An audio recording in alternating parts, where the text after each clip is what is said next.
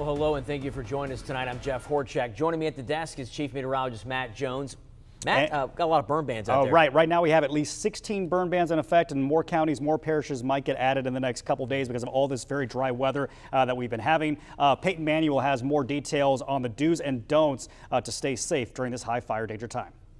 With all of the dry and windy weather we've seen lately, several burn bans have gone into effect. But it just lets them know that there's no burning during that time because it's so dry. Fire Chief Brad Webb from Cattle Fire District 3 says just a few days ago, his crew had to fight a 60-acre grass fire. He says all it takes is a little spark.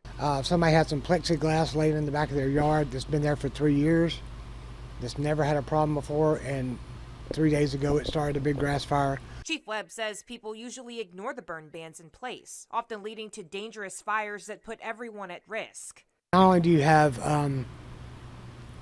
all your crew out there, which is 20 or 30 people, but you've got all your equipment tied up out there, and that leaves you tied up not to be able to answer other calls when they come in. To avoid the risk, do not leave any open flames outside. And remember, even something as simple as flicking a cigarette can cause a great fire. Only you can prevent wildfires.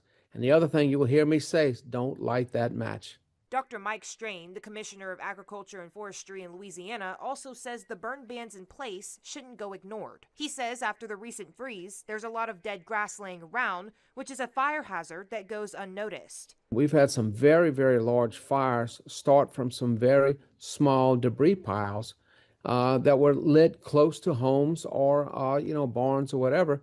And, people can lose their homes. Dr. Strain says once the bans are lifted, you should mow and wet your grass before lighting a fire. Do not leave the fire unattended. In Shreveport, Peyton Manuel, KSLA.